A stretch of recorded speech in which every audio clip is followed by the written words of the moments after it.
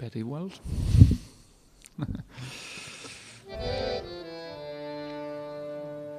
Radha Madhava Jaya Kunjabi Hari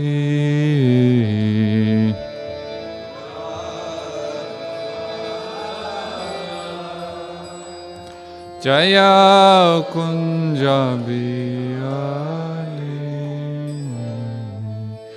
Gopi Jana Vallabha Jaya Giri Baradari Jaya Giri Baradari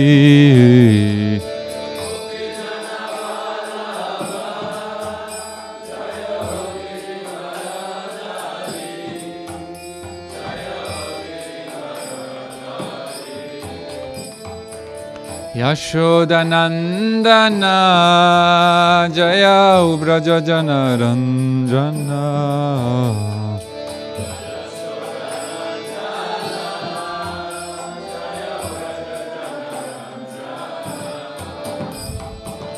Yashodanandana Jaya Ubraja Jana Ranjana Jaya Ubraja Jana Ranjana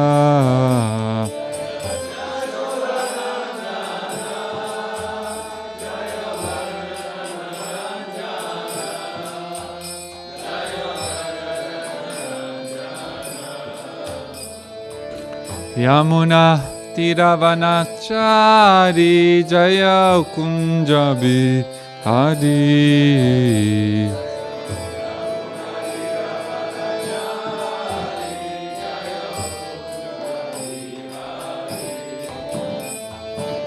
Yamuna Tiravanachari Jaya Kunjabi Hari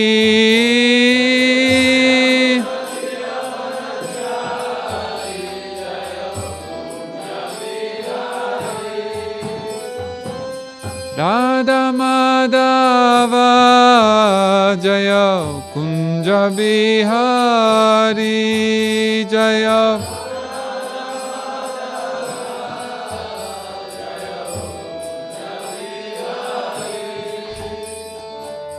Radha Madhava Jaya Kunjabi Hari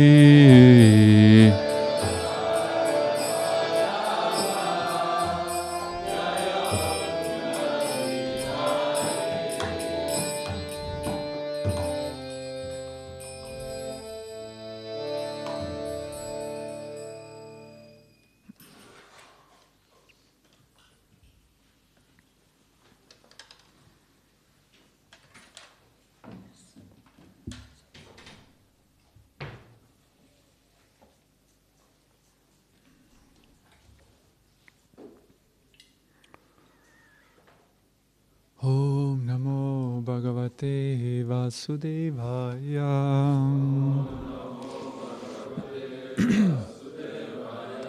Om Namo Bhagavate Vasudevaya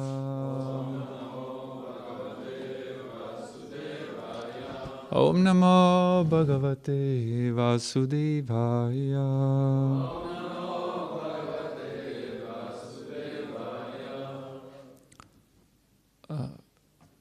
in English, right?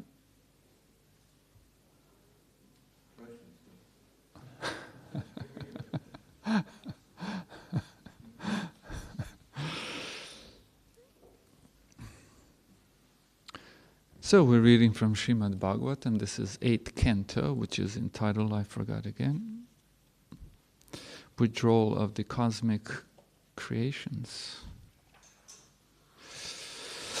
Chapter 23, the demigods regained the heavenly planets, and we're in text 15. Shri Shukra Vacha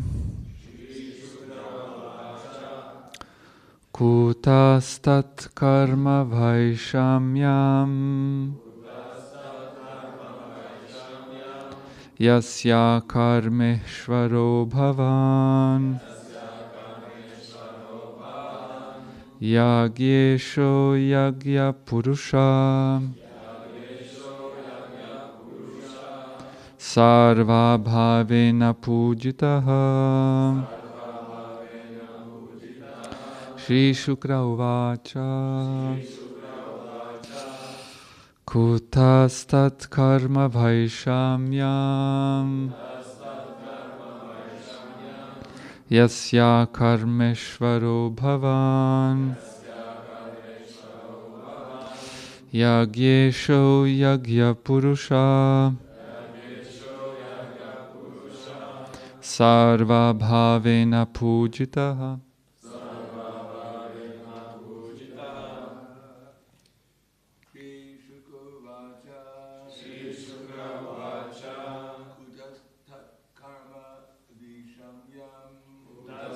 Karma vishamyam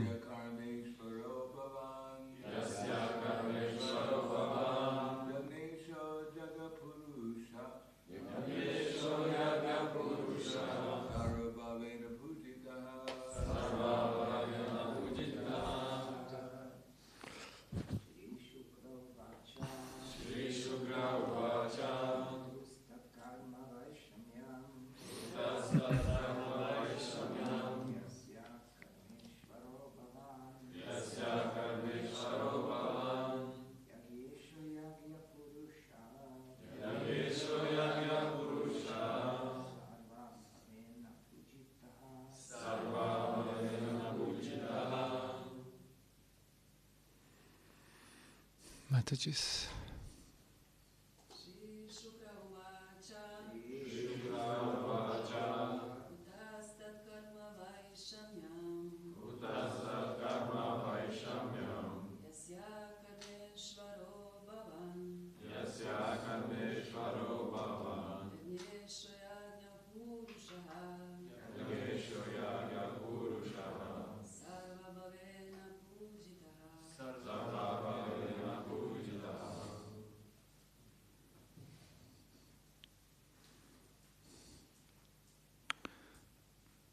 Shri Shukra uvacha. Shri Shukra Acharya said, Kutaha, where is that? Tat, of him, Bali Maharaj. Karma Vaishamyam, discrepancy in discharging fruitive activities. Yasya, of whom? Bali Maharaj. Karma Ishvaraha, the master of all fruitive activities.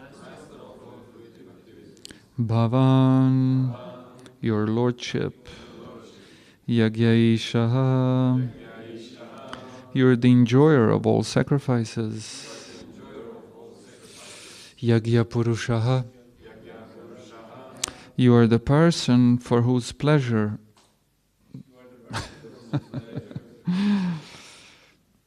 all sacrifices are offered. Sarva bhavena, in all respects. Pujitaha, having worshipped. Translation. Shukra Acharya said, my lords, you are the enjoyer and lawgiver in all performances of sacrifices, and you are the Yagya Purusha, the person to whom all sacrifices are offered. If one has fully satisfied you, where is the chance of discrepancies or faults in his performance of sacrifice? Purports. In Bhagavad Gita 5:29, the Lord says, Bhoktaram yagya tapasam sarvaloka maheshwaram. The Lord, the Supreme Proprietor, is the actual person to be satisfied by the performance of yagyas. The Vishnu Purana 3.8.9 says, Varnashrama charavata purushena parapuman vishnur aradyate pantha nanyat tat dosha karanam. All the Vedic ritualistic sacrifices are performed for the purpose of satisfying Lord Vishnu, the Yagya Purusha. The division of society, Brahmana, Kshatriya, Vaishya, Shudra, Brahmacharya, Grihastha, Vanaprastha, and Sannyasa, are all meant to satisfy the Supreme Lord, Vishnu. To act according to this principle of the Varnashrama institution is called Varnashrama Acharana. In Srimad Bhagavatam 1.2.13, Sutta Goswami says, Atha pumbir dvijashreshta varnashrama vibhagashaha svanushthitasya dharmasya samsidir haritoshanam. Quote, O best among the twice born, it is therefore concluded that the highest perfection one can achieve by discharging his prescribed duties according to caste divisions and orders of life is to please the personality of Godhead. End quote. Everything's meant to satisfy the Supreme Personality of Godhead. Therefore, since Bali Maharaj had satisfied the Lord, he had no faults, and Shukracharya admitted that cursing him was not good. Om Jnanatimirandasya Jnananjana Shalakaya Chakshurun Militam Yena Tasmai Shri Gurave Namaha. Vancha Kalpatarubhyascha Kripa Sindubhya Evacha Patitanam Pavanebhyo Vaishnavebhyo Namo Namaha.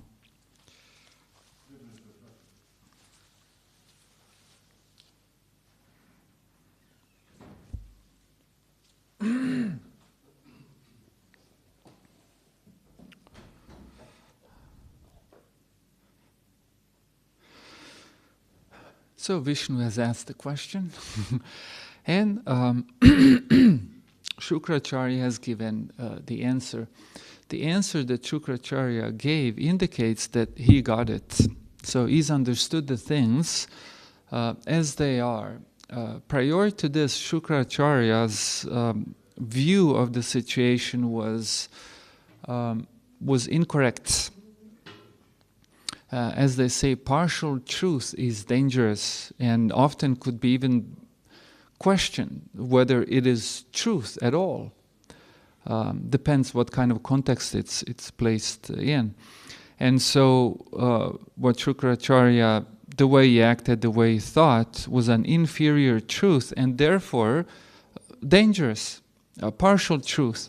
And we could also rightly pose the question whether it was truth at all. And now, having seen everything envelop this whole pastime in front of his eyes, now he's got it. Now he understands the order of priority. And so now that he has managed to, by the way, it takes some maturity to properly prioritize things. Like, for example, in social dealings, social dealings are very, very complex. Like when the two people speak, or even a group of people.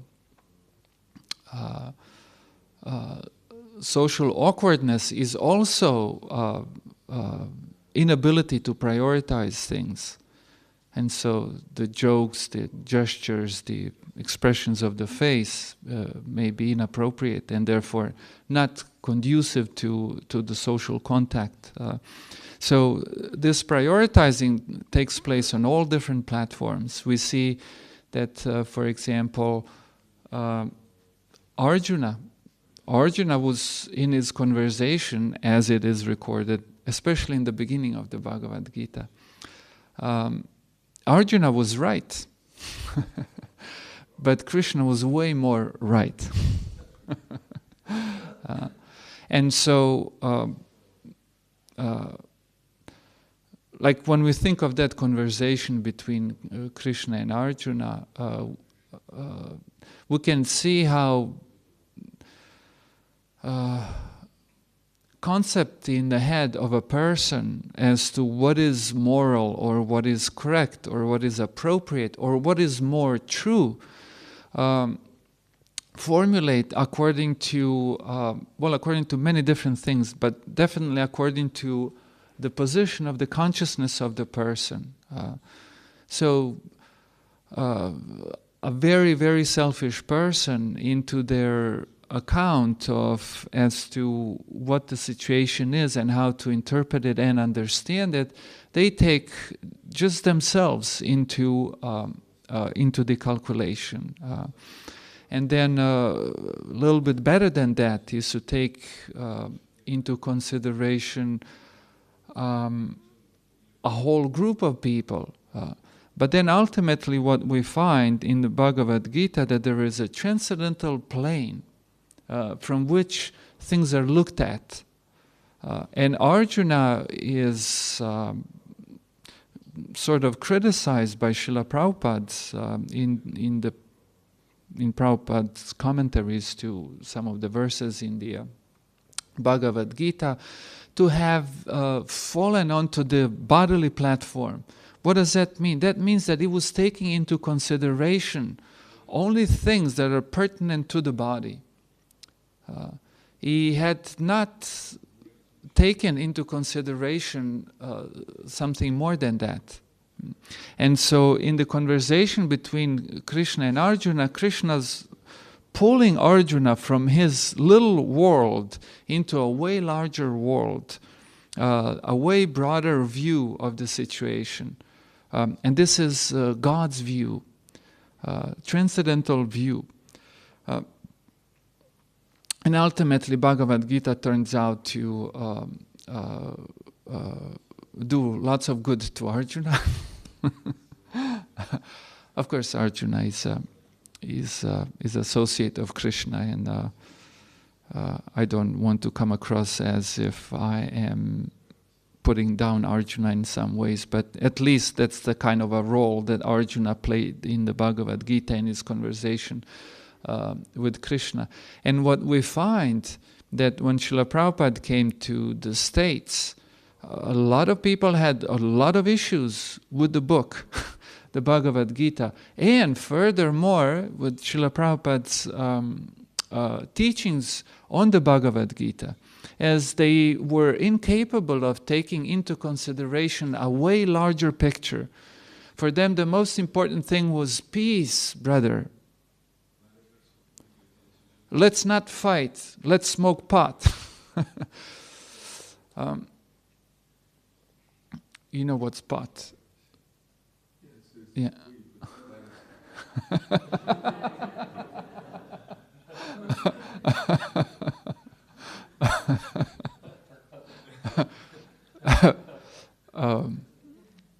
Very true.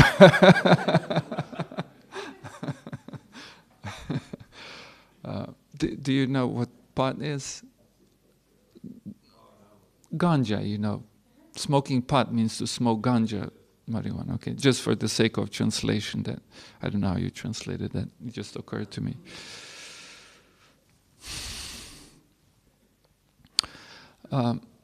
And so people had issues with this, but as they, interestingly enough, as they were able to conceive, see the picture that Krishna was painting for Arjuna, these people were becoming devotees. That's how it works. So this is the these are different levels of priority, or we could say different levels of conceptualizing what is true and what isn't true.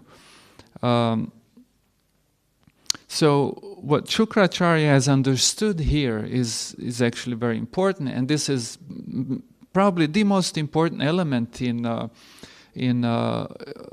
Hare Krishna theology, but in religion in general, and that is that there is God.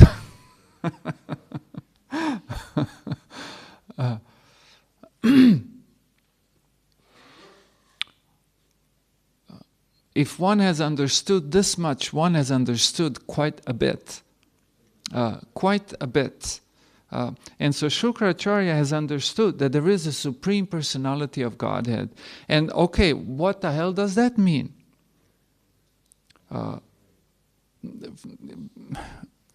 Because in the world of religion, there are different concepts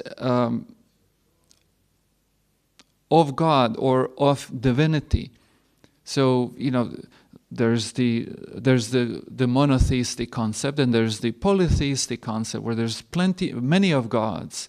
There's multitude of gods, and there's a sort of a hybrid picture of the two, where you have multiple gods, but one of them is a bit stronger than the other one, so you can beat them up. But they're all gods. For example, if you study the Bible, you find elements of all. You're not quite sure who's talking about what. Anyhow, so what is God? What is the Supreme Personality of Godhead? And so this is very important. Shukracharya has understood this. So the Supreme Personality of Godhead, God, is the enjoyer of all sacrifices. This is the person whose satisfaction is supreme. This is the person who, upon satisfying, you have satisfied all. We see that taking on the nature of God, the devotional service has a similar effect. Shubhada, right? Shubhada is one of the characteristics of pure devotional service. And that is that it's objectively good, ubiquitously and objectively good, as opposed to other types of goods, like the selfish good, which is, by the way, not good for anybody. So the pleasure of the Supreme is the supreme pleasure. And all of the activities, for example, by studying the Bhagavad Gita, well, actually it's all over the Bhagavatam too, but now specifically I'm thinking of the Bhagavad Gita. The process of yajna is described. And what is yajna? Yajna is the process of self-realization in terms of principle, in terms of details that might be fire. Building a fire. Sacrificial fire. Or that might be writing, printing, and selling books. Or that might be feeding a brahmana, because there's this concept that that the mouth of a brahmana is the mouth of the supreme, like the fire is the mouth of the Supreme. So when you feed the brahmana, or when you feed the sacrificial fire, you're actually making oblations or offerings to the Supreme. So in principle, what is yajna? Yajna is a process of self-realization. And what does one realize through the process of yajna? When one realizes that one is a servant, and even more than a servant of a servant of a servant of God, of Krishna. And that satisfying God is the most complete activity you could ever do. That is the highest truth. And so Shukracharya understood this. So no matter what you might have done, if what you have done pleased the Supreme, that was a good deed. And that's sort of the measure of how successful your activities are. Are they pleasing to the Supreme? This is the meaning of the words of Shukracharya. And remarkably enough, he's understood this. And so that's why he's saying that Bali is made no fault. I was at error there. It was my mistake. Just the fact that he pleased the Supreme, that's it. He's done a good thing. Of course, we know throughout history that a lot of people have abused this, religious people.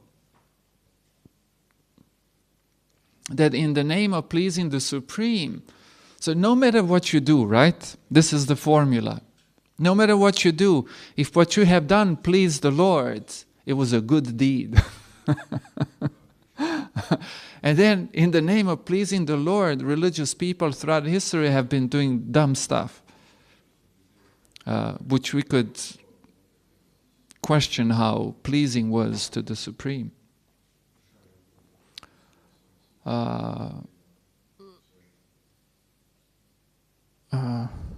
Did I?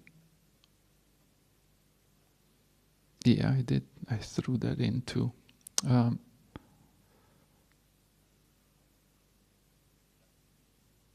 I guess I'll say it. In the Bhagavatam, there's a verse, Yasyasti bhaktir bhagavatya kinchana sarvar gunas tatra samasate suraha, that in a person whose bhakti is akinchana, without even a little bit of contamination, in that person all of the good qualities naturally or automatically manifest. And the person who's not harau abhaktasya, and the person who's not a devotee of the Supreme, has no good qualities. And in a similar fashion, I wanted to quote this for a specific reason. In a similar fashion, like previously, this verse tends to be, these kind of statements tend to be abused by the religious people, who therefore, claiming the devotion to the Lord, they develop no good qualities and behave in all sorts of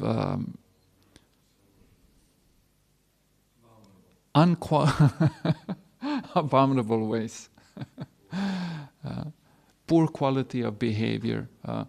But if this, hang on, wait a sec. Like here we speak of symptoms. If you claim to be a devotee of the Lord, then that should be seen in the good qualities that you have developed.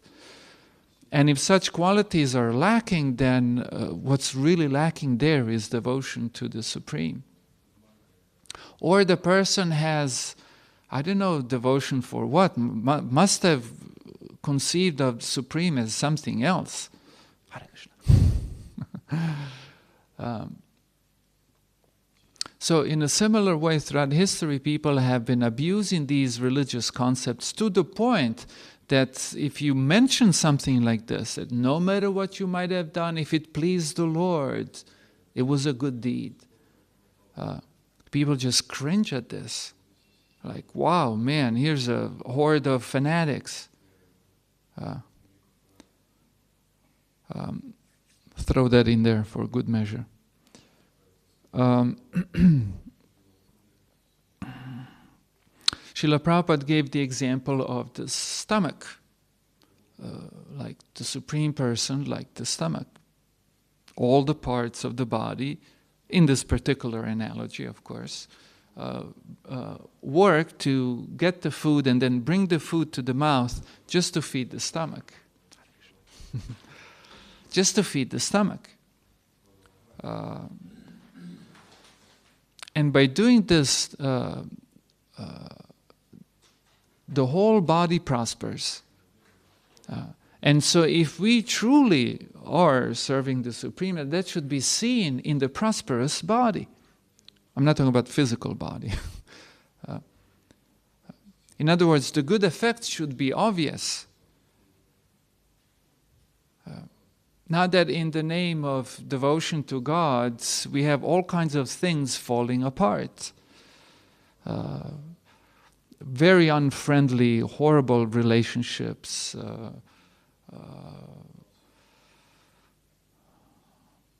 Well, I don't dare to say other things, but there are other symptoms of harmony also.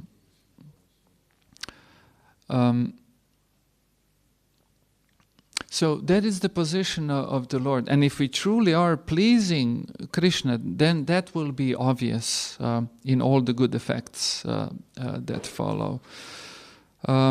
So yajna is a process of self-realization. When one realizes oneself in one's relationship with the Supreme Lord.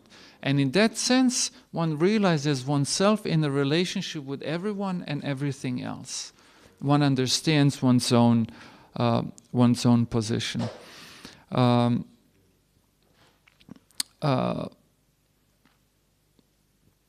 in terms of higher and lower truth, as presented in the Bhagavad Gita, the thing that came to my mind, and I felt like might be a good thing to throw it in, and that is the concept of higher and lower knowledge too. At least in Sanskrit terminology, we have such terms as paravidya and aparavidya. Higher knowledge, literally higher knowledge and lower knowledge. Whereas one knowledge, even though it's true, but it is lower knowledge. The domain of it is a very narrow domain. Whereas the nature, the domain of the higher knowledge is way vaster. Is that a word? Way more vast. It's broad.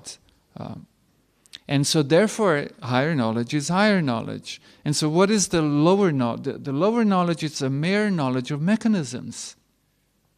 It's sort of a knowledge where you know how to fix a physical thing, a car, or make sure that your ceiling here is not getting all blacked up by the flames of the fire yagya, fire sacrifice. That is the knowledge that deals with mechanisms, and he answers the question how, like how, but he doesn't answer the question why, which is a way more important question. So the higher knowledge is that domain of knowledge which concerns itself with purpose, and he answers the question why. Like a typical example when people say, when someone asks a question, why is the sky blue? You just almost never hear the answer why. You always hear the answer how, and even that's questionable whether they got it right. We're told about the mechanism as to how the light reflects, and we have experience of blueness or whatever the color. But that merely answers the question how, but the question is why. And that answers that question discusses the purpose, and so that is the higher knowledge. It is way more important than lower knowledge, and this is what we primarily deal with here. Why do I exist? Okay, we understand somewhat of the mechanisms and all that, but ultimately we understand the purpose of our existence. And all of this is packed in this very short statement of Shukracharya, who's remarkably seemed to have understood all of this in 2 verses. Few verses later, and he's got it. And this is a huge thing to understand. Most people don't care. And even those who do care, you seldom find people actually coming this far. Because you see, I'll throw this one more in and then close the shop. If we talk about purpose, then logically there's got to be a person. There is no purpose without a person. Without a person, we're talking merely about mechanisms. Life is just a mechanical phenomena without value. There is no purpose to it. Purpose comes from volition, from a person. No person, no purpose. And therefore there is the Supreme Person, and therefore there is purpose. So this world is not merely a random mechanistic occurrence. But as Srila Prabhupada put it, at least once that I can remember right now, that this world is a sophisticated mechanism with a purpose. And so if it does have a purpose, that means that whoever created it out of volition for a purpose. Otherwise, it'd be just a random mechanical occurrence without any meaning. Which, by the way, no one lives like that. Everyone thinks that everything's valuable. But from the atheistic worldview, that's not obvious. So again, Shukracharya's conclusion here is really majestic. Like he's understood God, the person, and not only that, but he's precisely understood that God is the person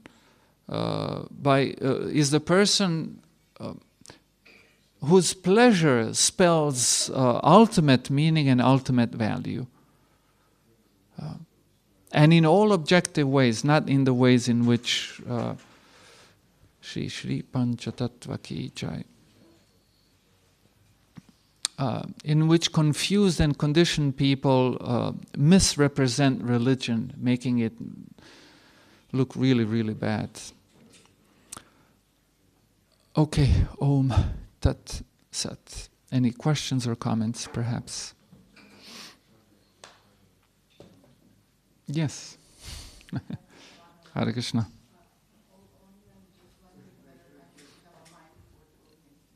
Mm-hmm. I think it's coming.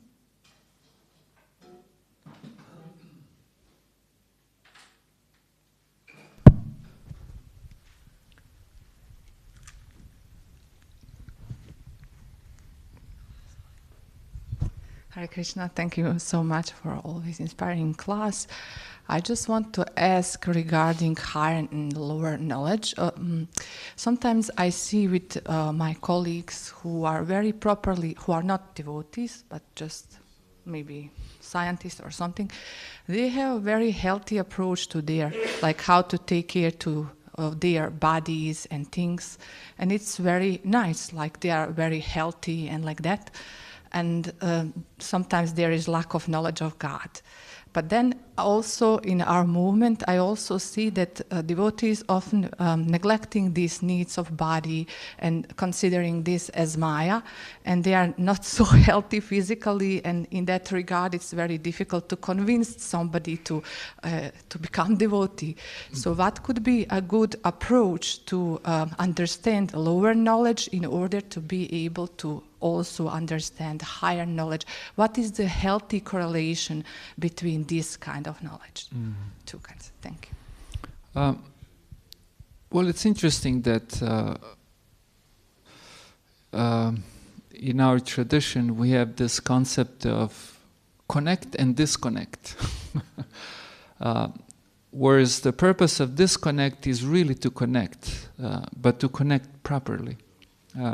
And so in order to connect properly, we often have to disconnect. And we practice this in many ways.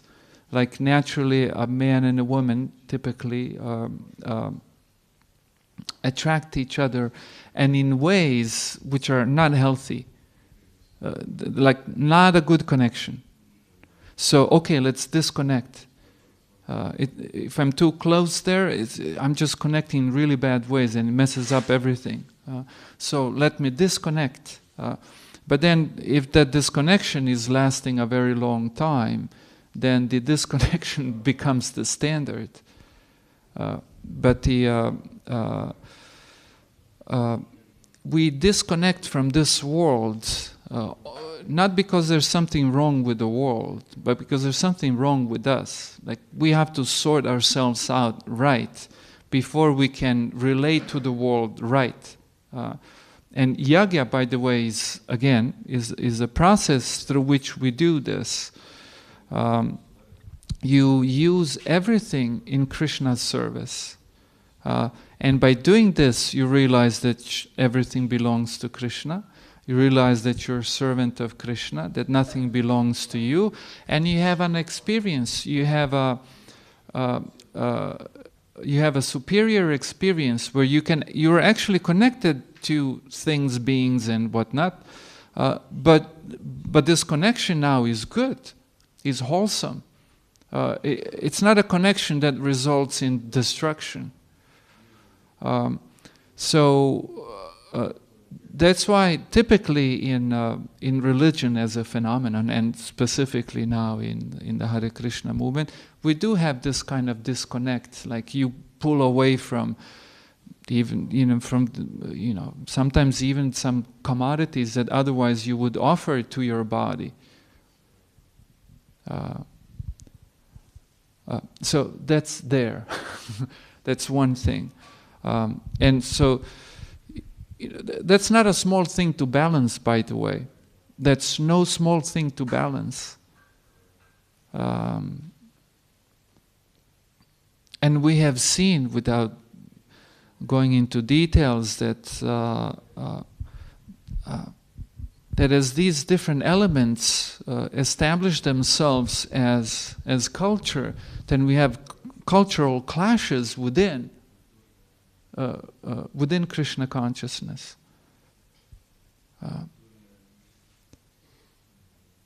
Like in some cultures, if you don't look at a woman, then you're rude. But in some other, if you do, you're rude. So, what the hell do you do?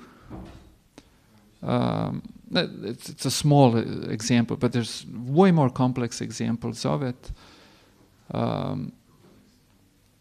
So, what's the value of taking care of your body, but for what purpose? Whereas a devotee may sort of neglect your body, neglect his or her body in some ways in order to make progress. And there's some really wild concepts of it in the Bhagavatam, like Vanaprastha is not supposed to brush his teeth. Any Vanaprasthas. Let the teeth rot. We don't do that, by the way. But that's a detail. But details are meant so we can try to figure out the principles. So we don't do that. We brush our principles. We brush our teeth. And you have a very good toothbrush, the water one. I saw it. A devotee dentist recommended it to me. Yeah, water pick.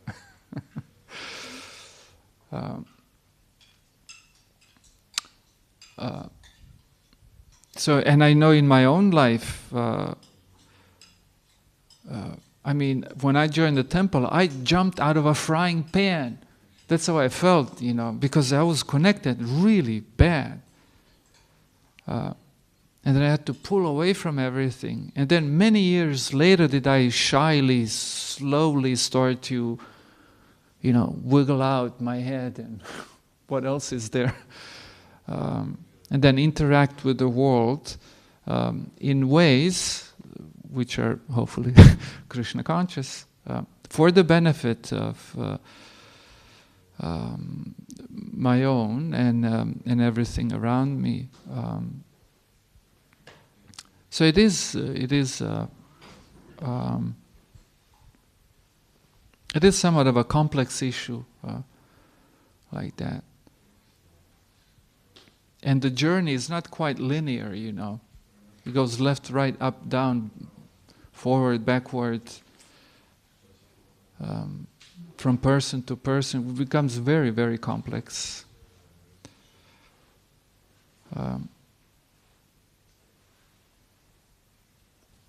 You good with that? Yes, thank you, especially with the proper connection. That's really what I'm really taking the most from this answer. Thank you so much. Because I'm just thinking about correlation amongst this lower and higher knowledge. So really proper connection, I feel that's the answer which I will take the most. Yeah, above but all. we can't speak of proper connection unless there's higher knowledge. Because without higher knowledge, there's no purpose. If there's no purpose, everything is just mechanistic. And you can't even speak of superior and inferior mechanistical apparatus. It just is. Yeah. I'm just thinking, like, in order how correctly, properly treat the lower knowledge, lower energy, because it's still Krishna energy, and not be offensive and have this really proper correlation, but what you said is really like that. Yeah. Thank you so much. Okay. Anything else? Okay, Markandeya, and then you also had a question? Okay, and then Prabhuji back there. Hare Krishna, would it be possible? Well, our English speaker's out. Should I speak in some other language now? Okay, doesn't matter. We'll continue in English. Would it be possible, perhaps, that Shukracharya knew this, which he said now, before also, but he acted in such a way for some other particular purpose? Yeah, that's also true. So Yeah. it's a possibility. Yeah. Which is also a very interesting phenomenon. That means that he knew it, and then when the situation came upon him, he lost it. And he sort of sobered up again. So, okay, we're supreme, that's right. It's all good now. I'm back to normal. Srila Vishwanath Chakravarti Thakur speaks of something which might be pertinent to this, of the anarthas. Anarthas are anartha, that which has no value. As a matter of fact, it's got negative value in our hearts. So those are the things, unwanted things that we ought to uproot out of our consciousness. And he says that a very advanced devotee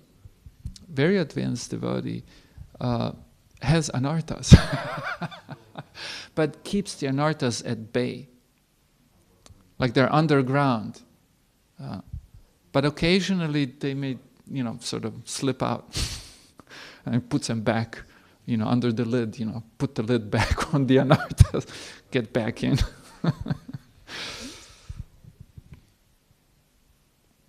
Yeah, so we can find that even amongst, advanced devotees that the 10-headed snake pops its head.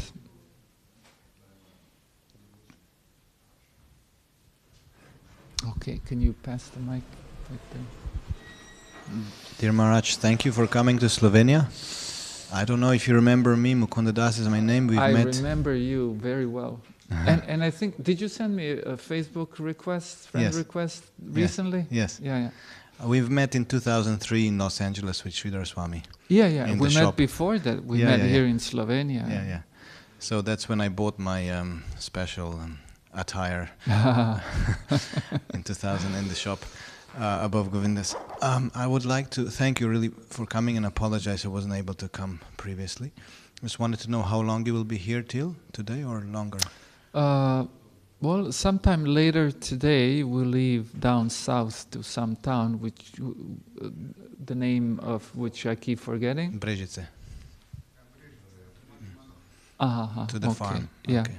There and then tomorrow we're in Croatia. Thank you. I just wanted to ask you about the importance of prasadam. How do you see importance in prasadam in our devotional service, and especially giving prasadam to others? Yeah. This was my question. You know what? If you really want to get some, at least for me, it's very, very inspiring to read some of the first letters that Prabhupada wrote to his godbrothers in India upon his arrival to America. So Prabhupada would prepare prasadam and he would give it to these people, the people who gathered around him.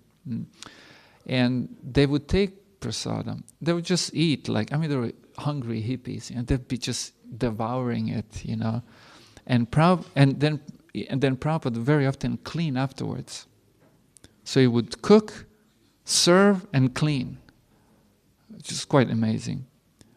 But then he would write back to his godbrothers, they are taking prasadam. Man, they are taking prasadam. There's hope.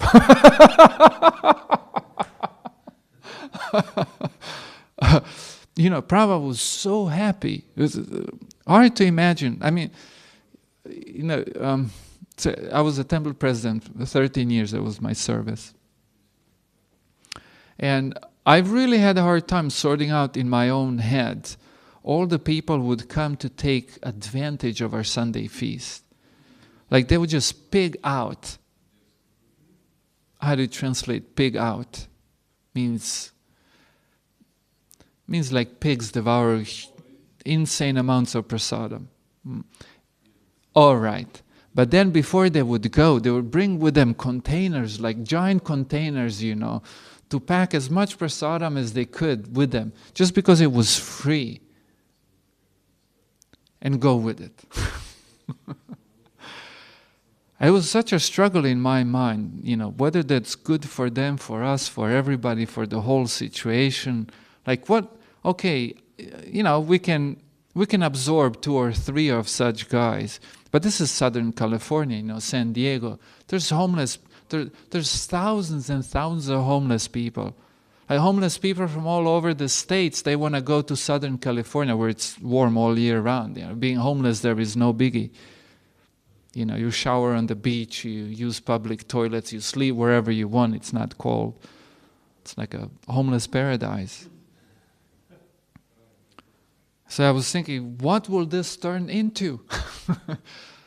And then we would have such discussions amongst devotees, like, you know, they're taking prasadam, you know, one devotee would say, and the other one said, yeah, but they're taking advantage. The other, but then more will come, and then we would like this discuss, you know, try to weigh our... but you see, Prabhupada was really happy that they were taking prasadam, like so happy, and he felt that this was a good sign, that because they're taking prasadam, great things will happen, and he was right.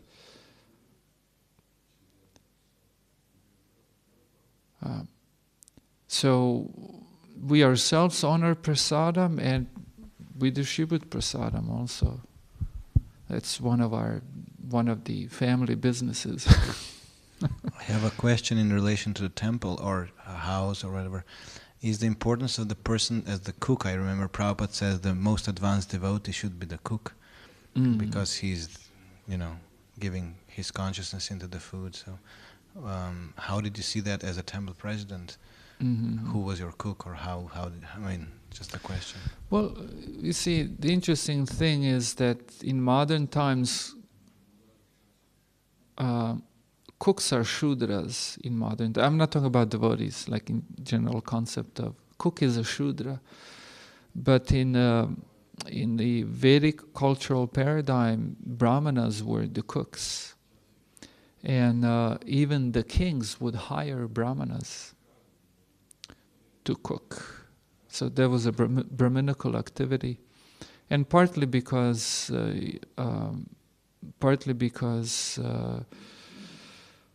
like in the Bhagavad Gita, Srila Prabhupada, you know that verse, Patram pushpam palam toyam yome bhakti pracheti ashnami pratatmana. Ashnami means I eat. What do I eat? I eat just anything that you offer me. If it was made by and offered by a devotee with devotion, Prabhupada writes. And that's Prabhupada's commentary on the last line of the verse, Ashnami prayata atma. Prayata atma is a self-controlled or a controlled soul. That means that's a soul that's governed by higher principles of culture, religion, sampradaya, guru, like that. A devotee. So if it's made by a devotee, offered by a devotee with devotion, these 3 elements, Prabhupada writes, then that Krishna accepts that. So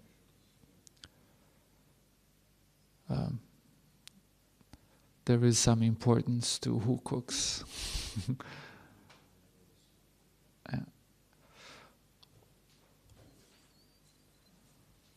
Something from the internet. Sadmuch. Oh. Sorry. Thank you. I didn't see your hand. My apologies. In beginning of lecture, you make that point that we're doing sacrifice to be self-realized or for self-realization. And from my perspective, when I'm in doubt, about my service, how to enjoy service in proper way. I mean, how to do service properly to really be sure that Krishna is satisfied.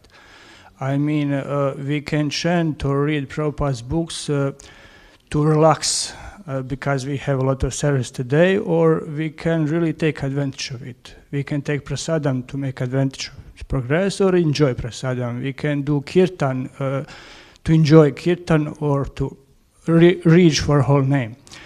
I listened one lecture days ago when speaker says we can enjoy our service, be happy doing our service, daily service, when we are doing with our what is according to our nature and so on. So I really cannot by my intelligent measure where is that border to enjoy service and to do service really to please Krishna. I mean, it is enough. You can. Well, there is a fallacy in the question itself. Like what you have done, and this is often the problem with questions, with confusions from which the questions arise. This is that you bring into conflict things that ought not to be in conflict or don't have to be in conflict. Like, why would our pleasing Krishna and our pleasure be in conflict? They don't have to be in conflict. I mean, we can do any service in passion and in goodness, just like example. Yeah. But no, I understood your question. Like if you're, for example, your most prominent reason why you do a thing is your own pleasure. So in that case, there is a conflict between pleasure and pleasing Krishna, because pleasing Krishna is not the predominating motivation there. But what I'm saying is that these two need not be in conflict. And the way the conflict is resolved is that when one does things for the pleasure of Krishna, one really enjoys.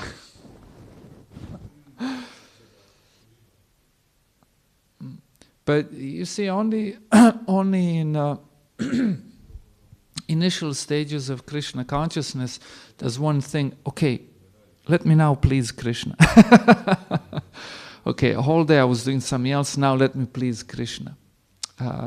But really pleasing Krishna, what pleases Krishna is that we're not thinking, let me please Krishna, but it just naturally flows out of us, like out of affection.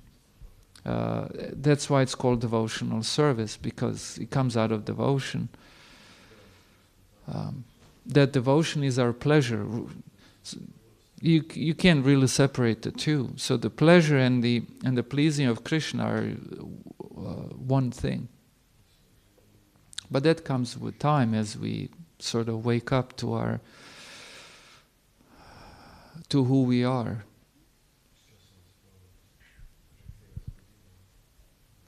Is that cool? Okay, can we read the internet question? The question is by Avaduta Rai Prabhu, number 1.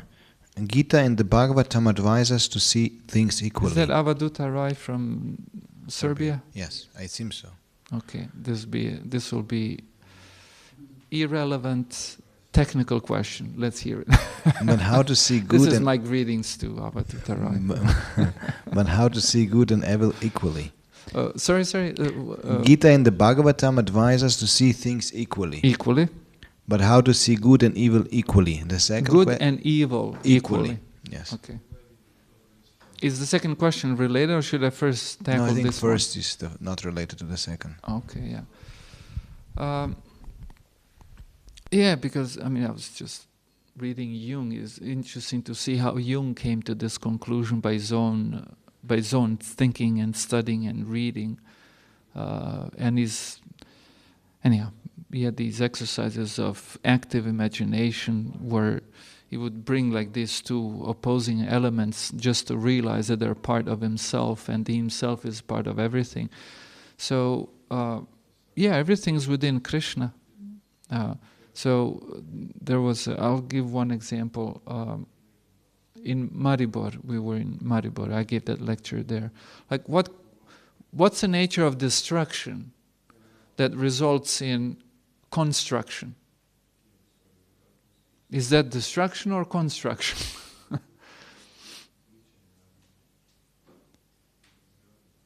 That's how it works. So it appears like evil and so on, but the evilness of this world has a purpose, and this world has a purpose for it. So in this way, good and evil, in that sense, are same. And now, not to go into details, but this is what things look like from above, way above. But again, when you just zoom in on the element of destruction, then you see it is just destruction. And you have to deal with it. You're not going to say, oh, it's destruction that results in construction. No, you deal with it, like when your knee pops or something. You break your leg or something, that's destruction, but you deal with it. But when you zoom out in your vision, you see a magnificent cosmic divine vision that it's all cyclical, it all cycles one thing into the other, and all of this pain has a purpose. We're pain-driven beings towards Krishna.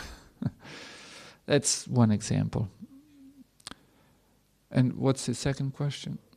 And the second question is, what is your best proof of God's existence? My personal. Okay, that's right, I'm asking you, but you're only reading the question. You're not the author of it. Yeah, it says, what is your best proof? So maybe your... Yeah. Well, you see, that's a very problematic question, and I'll tell you why. Because the nature of existence of a thing requires you to study the thing in a particular way. Because the temperatures exist the way they exist. You cannot use a measuring tape to learn about temperatures. You need a thermometer, like that. So depends what people are willing to take as proof of God. And now, in terms of empiric evidence, there is no absolute, as far as I can tell. I have never come across an absolute empiric evidence for the. You know what empiric means? How do you say empiric in Slovenian? Yeah, iskustveni. So that's sensual experience. And senses includes the mind, intellect, the five senses. That's empiric. As far as I can, at least I have not seen or heard of absolute empiric evidence for the existence of God. But in terms of empiricism, there's a lot of indications that to me suggest the existence of God, and that's how it goes. Like, for example, we all value. Why do we value if we are merely mechanical beings in a mechanical universe?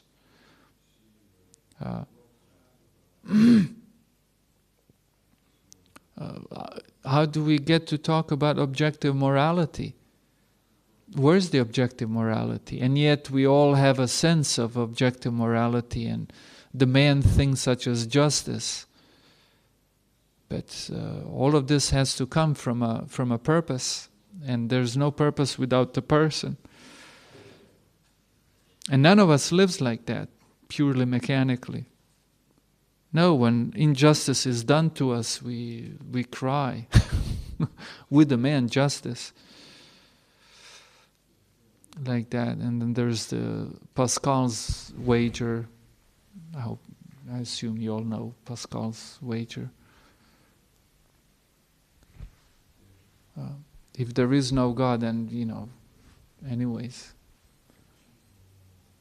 conclusion's the same. If there is God, then you cultivating your relationship with God spells to be a greater good than not having cultivated it like that.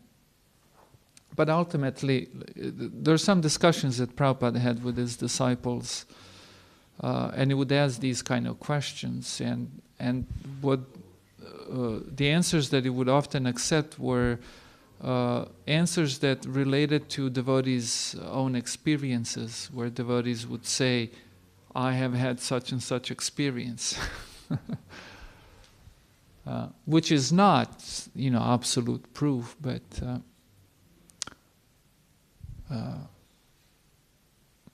the joy that a person experiences in devotional service is joy like you haven't experienced anywhere else. The completeness of the experience is irresistible, for example. Okay. There's 3 more questions. Yeah, but time's up. Right. It's past 9 o'clock. Okay. Grantaraj Srimad Bhagavatam ki jai, Srila Prabhupada ki jai, Gaura Bhakta Vrinda ki. Yeah. I mean, I ended earlier.